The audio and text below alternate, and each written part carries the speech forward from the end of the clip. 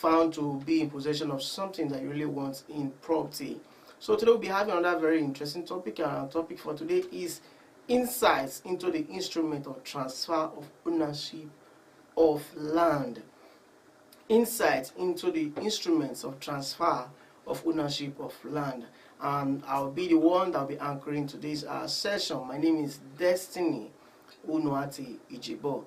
So today we will start by telling a brief story, as we always do, and today we have three interesting characters in our story. We have Osas Adejomo, who has purchased a property from Mr. Okwe Ahiri. He has seen this property and he loves the property. The property is one that he has always been hopeful of getting, and he finally got it. And immediately he got this particular property. He decided to make full payment on that property without having recourse to getting any documents from this particular person. Now, upon celebrating this new achievement, having gotten this property of his dream from Mr.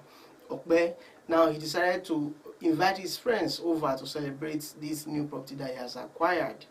Now, one of his friends now asked him, where are the documents that was used in the transfer of title to you? Mr. Usas was a bit confused. I know this person is a very good friend. I've known him for some time, and even the person that introduced him to me, the agent, is one that is very trustworthy and reliable. But his friend is asking him, where are the documents that evidence this your transaction with this Mr. Okwe? It is not enough for you to trust him. Where are the documents that are showing that, okay, you actually transacted with this particular person? Now, he has no documents to show the relationship between him and the person that he has purchased this property from.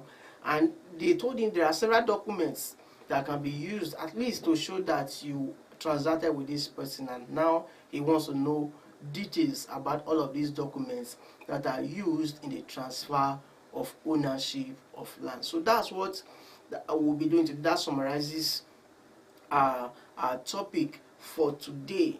Now, in the transfer of title, there are documents that you need to use in the transfer, not just you parting with money or knowing the particular person that you are dealing with. There are different documents, and these documents vary from person to the other depending on what the person has at a particular point in time. There are persons, because of the background they are from, they may hand over some documents to you showing, okay, this is how we got this property, while the others may have no title, no document at all to give to you, but you be the one to enter into this contract, and you have it defined by writing them down on or reduce it to A4 paper. Just get it written down, because this is a requirement of the law. So we'll be looking at some of these documents. So they are not exhaustive, and also we are not going to take them in any particular order. We are just going to take them as they come. It's not like because I'm taking this one, this is how it must be arranged when I'm transacting with anyone. No, we are just going to take them as they come. So that's how we are doing it today. So the first one we have today is contract of sale. What is contract of sale? Contract of sale is that document that defines the terms of relationship between the vendor and the purchaser. Contract of sale is usually that first document that is prepared and exchanged between the person who owns the property, who is the vendor in this case, and the person who is purchasing, who is the purchaser. So when you see a contract of sale or any document that has a vendor and a purchaser, when it relates to that particularly, the vendor is the person that is selling, who owns the property originally, and the purchaser is the person who is buying that particular property from the original owner. Now, this contract of sale that is usually written defines the terms of relationship between the persons. It also goes ahead to define how payments are to be made in furtherance of that agreement which they have entered. So it defines the terms, not just the terms of the relationship between the parties. It also defines how much is paid. Now, before a contract can be valid, the contract of sale can be valid, there are three key elements that must be there. There must be an offer. Now, an offer is that that situation where a person who is in possession of the property gives it to a person who is the purchaser, in this sense that, okay, I want to sell this my property. Now the person who owns the property must state that I want to sell. On the other hand, a purchaser can be the one making an offer. Now let's say Mr. A, who owns a property, a mansion in Ikoyi, he has not said to anyone that he wants to sell, but Mr. B is interested in that property. He has something in mind that he wants to do, just like the story we told earlier that Osas has been in need of a particular property. Now Osas makes an offer to Mr. Okpe. Mr. Okpe, I like this your property and there is something that I want to use it for. Maybe like filmmakers who decide to purchase a particular property because of the kind of movie they want to make. They don't want to go on renting the property, just want to purchase it for that purpose. Now Mr. Osas makes an offer. Mr. Okpe, please, I want to purchase this your property if you are willing to sell. That is an offer. He has told him, I want to buy. I'm offering so thing to purchase this your property. Now the next thing is consideration. There must be consideration for any contract of sale to be valid. The consideration here is the amount you are giving up in exchange for the property.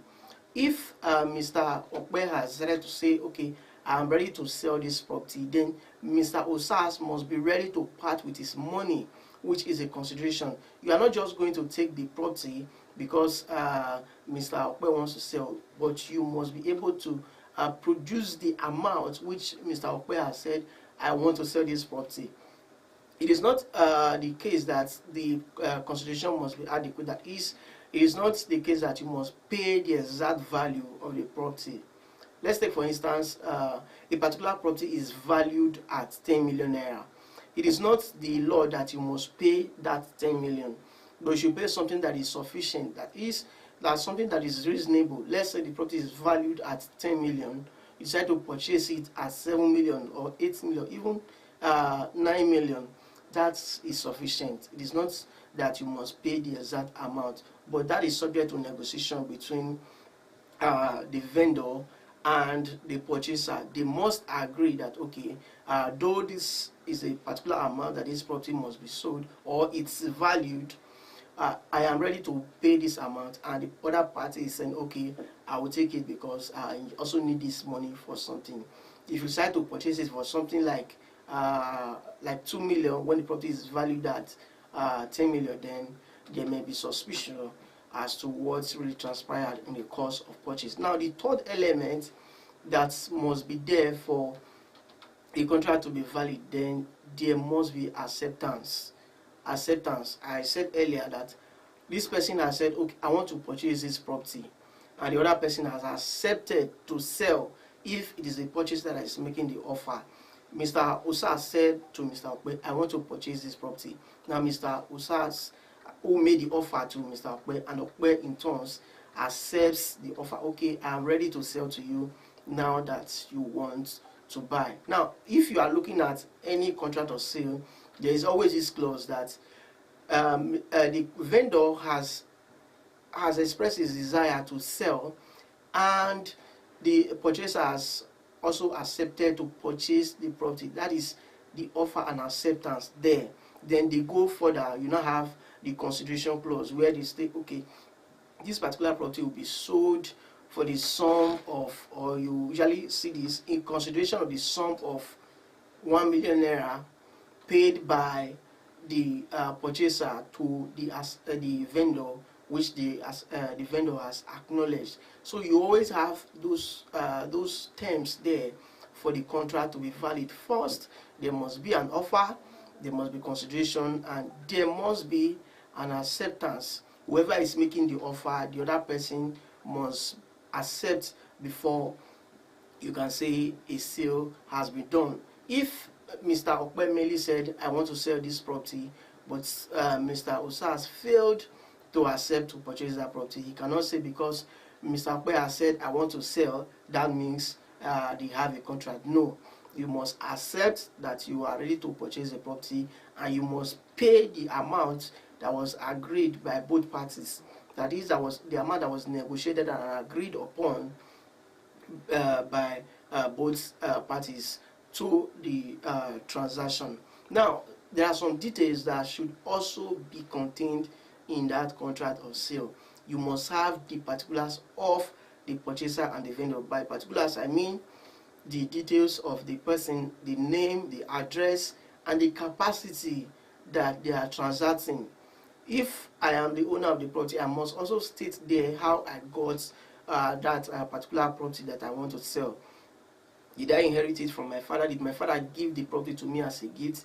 Did I buy it with my own money? Or was it as a result of partitioning, where there was a family property, the family property was shared between members of the family, and I got this particular portion that I want to sell? All of those details must be there, and you must also state that they have the capacity to enter into that contract. If you don't have the capacity to enter into any contract, it means it's void ab initio. There's nothing that you can do in that regard. So there must be a valid, you must have that capacity before the contract that you have can be held to be a valid one. And another thing is, it must contain the signatures of the persons who are transacting. If Mr. Osas did not sign the contract, Mr. Okpe did not sign, it means there is still no contract between them. Because if you are saying, I entered this contract, what do you have to prove that you entered the contract? Okay, my name is on the document. Is your signature there? No, I did not sign. Then there is no binding contract. Because you need to go a step further by signing the agreement that you are entering with another person for it to be valid. Because anyone can put your name in any document. If I did not sign, how do you hold me responsible? I can sign on any document, but this particular one I did not sign. Anyone can type my name in any document, and the person will say my name is on the document and my signature is not there. It means I was not the one that authored or even acknowledged that document. So that's how it works. So contract of sale is that document that defines the relationship between the vendor and the purchaser. Contract of sale cannot be said to exist when it is not reduced into writing. It must be in writing for you to say there was a contract of sale. Words of mouth may not be sufficient at this point in time, and it's also a requirement that any transaction that relates to land, by virtue of the relevant laws, it must be reduced into writing for you to say there is a contract that exists between these parties. Now, another instrument that people use when they are transacting in land, especially transfer of ownership, is power of attorney. What is power of attorney? Power of attorney is that which a donor, who is a property owner, gives authority to a third party, that is another person, to act on his behalf. Now, what we usually use this power of attorney for is to give authority, that give mandate to someone else to do that which ordinarily I would have done by myself. Let's take, for instance, Mr. Osas, whom we are using in this show for today, is desirous of transferring his title after he has purchased from Mr. Okpe. But because he's not within the state where he acquired the property, he authorizes Mr. John to help him transact anything that concerns that property. He has that power to sell himself, but he's not around or within the state to transact with that property. He decides to give someone else to act on his behalf. Whatever Mr. John, whom Osas has given that authority, does, it is presumed that Mr. Osas has done that particular act himself. Now, there are persons who, for some reasons best known to them, who want to convey or transfer title to a third party who is a purchaser. Now, because it's power of attorney, you now have a donor and a donee. Where in the contract of sale you have a vendor and a purchaser, but in the power of attorney you have a donor and a donee. Now, we have two types of power of attorney. They are divided into two. You have the revocable and irrevocable. Now, the revocable is one that it gives power and authority to a particular person to do everything that he would have done ordinarily. Now, it could be for a specific period of time or just act on my behalf as long as I do not revoke this particular power that I have given to you.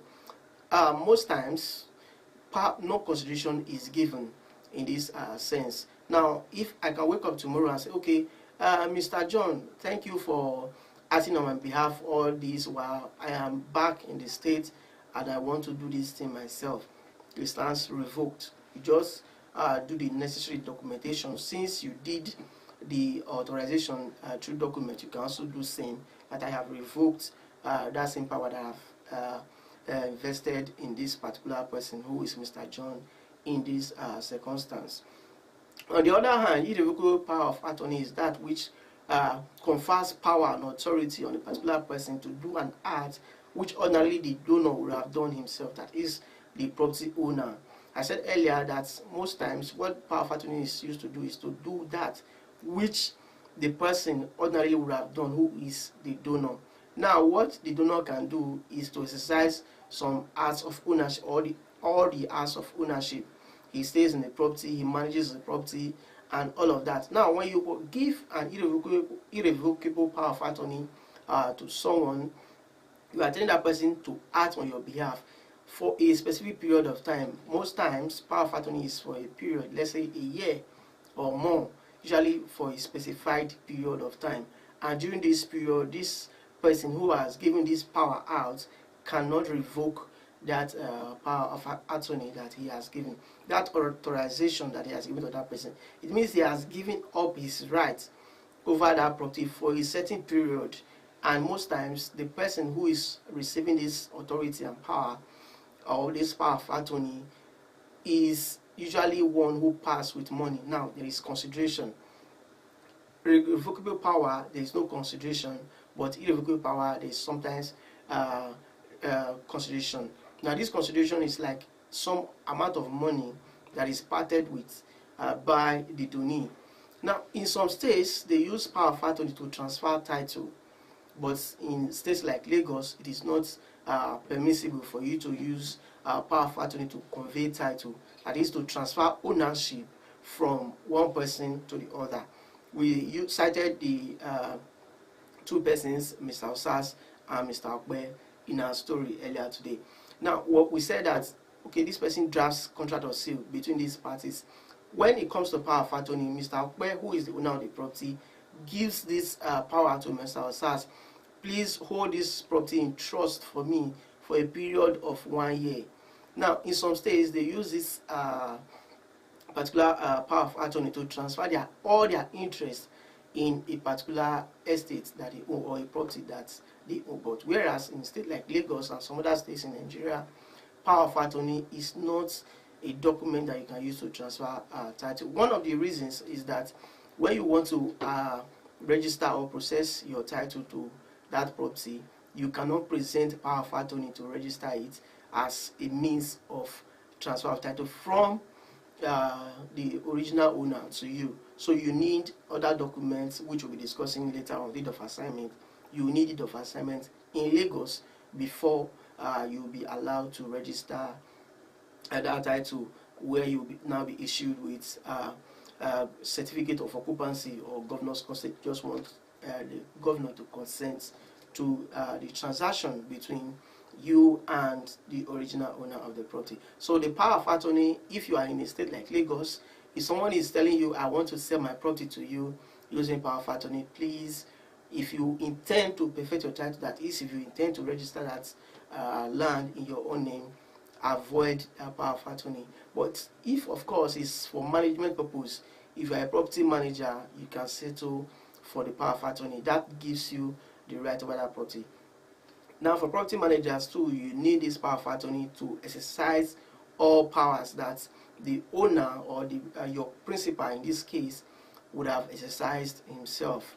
That is what you need to do. So again, power of attorney is not a registrable instrument that is for the purpose of transfer of title in Lagos State. In some other states, like one I know of in the East, they use that most times. And one of the reasons why they do that is to prevent themselves from paying the relevant amount, relevant sum that is charged when you purchase using that deed of assignment or contract of sale. When you want to stamp there's an amount you ordinarily will pay because you are transferring title, but they prefer the use of irrevocable power of attorney. So you must run from such transaction where the person is saying, I'm only ready to give you power of attorney. That's one thing you must do. If you don't learn any other thing today, take that home. Please do not accept power of attorney when you are doing transaction that relates to sale or transfer of ownership of land. Another document that people often use in transaction relating to land is family receipt. Family receipt is that document that is given by members of a family when they transfer or when they sell a portion of their family land to a purchaser. Now, these persons, they often, is because over time the property remains in the family. What they now do is to issue a document that is evidencing that, okay, we are giving this a particular portion to this Mr. A who has come to purchase this property from us. But the challenge here is that the receipt that you are given may not contain necessary information. You may say, I sold a parcel of land to Mr. Osas. The receipt will not contain the description of that particular property. Now, if you have received family receipt from the family that has sold a property to you, what is the next? You must take a step further to ensure that you draft a contract of sale. After doing that, you also need to take another step by drafting deed of assignment. Those are the things you must do, because the receipt that the family is going to give to you is not a document that can be used to validly transfer title. You can't use it to register a title in your own name. You still have to go back to that deed of assignment. So if you are one who has received receipt from your vendor, let's say you purchased a property years ago and you have remained in undisturbed possession of that property, you also need to go back and have that deed prepared so as to ensure that you are in full control of the property, because someone may come up tomorrow to say the person that you had that transaction with is no longer the head of the family. Therefore, you need to come and purchase this property from us again. But if you did all of that by going a step further by drafting a contract of sale and getting deed of assignment done, and taking a further step also registering that document that you have used in transacting, no one can come to you to say the person you purchased the property for is no longer the head of the family. And I also need to state here that when you are getting a receipt from any family, the family are saying, okay, we are not ready to do any of that because they don't want to pay lawyers or anyone else, you must ensure that that family receipt that you are being given is signed not just by the family head, because if it's just the family head that has signed that particular receipt that you were issued, then someone else can rise up tomorrow to say, okay, we're not part of that transaction, they can be voided. So if you don't want to have the contract of say that you have entered into with someone else, ensure that the principal members, or if the family have a family secretary that other members have elected to be their secretary, at least it should be signed by the family head and the secretary. If they do not have a family secretary, ensure that principal members of the family also sign that document, that family receipt that you have been given. Now we'll quickly look at deed of assignment. This is another instrument that is used. Every other document that we have talked about today, they are all in preparation to this particular deed of assignment. Now, what is deed of assignment? Deed of assignment is a document used to transfer ownership, legal ownership, from one person who, where is a deed of assignment is referred to as the assignor, and it is transferred this property to another person who is the assignee. Now, when it's contract of sale, you have the vendor and the purchaser. When it comes to deed of assignment, you have the assignor and the assignee. The person who is selling the property now becomes the assignor from the vendor. He was the vendor during the drafting of the contract of sale, but when you are now preparing deed of assignment, he becomes the assignor. Then the purchaser also, during the contract of sale, becomes the assignee. In the power of attorney, you have the donor and the donee. Now the donor becomes the assignor here, while the donee becomes the assignee. Now, why do you need deed of assignment? Deed of assignment is the only instrument that you can present to the government that, or the relevant registry, like land registry, that you want to possess your title. That is, you want to register the document that shows ownership. That is, it bears your own name. Let's say Mr. Okpe already registered this particular land that he has now sold to OSAS. OSAS needs to have a new deed of assignment. He will present it to the land registry. They will now have to process it to transfer from the former name, which was OSAS. Now you now have, for Okpe rather, you now have OSAS, bearing all other details like the size of the land, if the entire property was sold to the new owner. The entire property, it will be evidenced in this new transaction. Now, when you have these deeds of assignment, some of the things you should also have there, the consideration, the offer and acceptance, they will also be there. And you also need to go a step further by ensuring that it has survey number. Now, if it happens that at the point of entry the contract, you didn't have the opportunity of getting the survey ready, and you have not lodged it so that you get the appropriate survey number, you can have a clause that states that the survey plan is annexed to this document, or is attached to this deed of assignment. That saves you the stress of having blank spaces where you say the survey plan dash with the name of the surveyor dash. But if you have a document that will be prepared on a later date, you can decide to make it that, okay, the survey plan is attached to this deed of assignment. Deed of assignment, when you are going to process your title, is what you need. A deed of assignment is that which validly transfers title, though it is not all conclusive that you have title to a document, but it is the most valid document you can present as a means of proving your ownership of land. If you have mere family receipt, someone else may have a deed of assignment. A deed of assignment is superior to family receipt. If you have power of attorney and the other person has a deed of assignment is superior. And if someone else has contract of sale, deed of assignment is superior to every other document or transfer that we have discussed today. Now, you must ensure that it has the right consideration on the property, because you are going to be charged when you want to stamp that particular property that you have purchased. And they also contain the details of the persons who are parties to the transaction and their witnesses. It must be duly signed. Like I said when I was discussing the contract of sale, if the deed of assignment is not also signed, it means it is still invalid, because there is no way you can prove that I entered the transaction with you when my signature is not there. You have a document. It's not like it was an oral transaction where I tell you, okay, I want to buy, and you said, okay, I'm accepting to sell. No.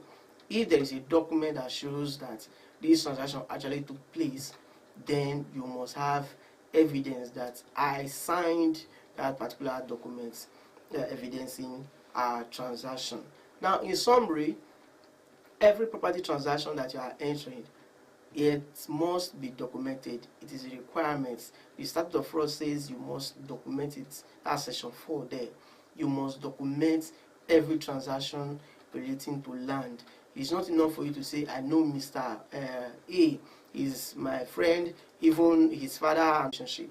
You must take a step to ensure that it is reduced into writing. Not just property transaction, any transaction, business transaction, even if you are entering into the transaction with your brother, you must ensure the terms of the relationship are defined in plain papers. Don't say it's my blood, he cannot cheat me. No, you must define it. Things may change, people change, and different things occur. You may not know what will happen.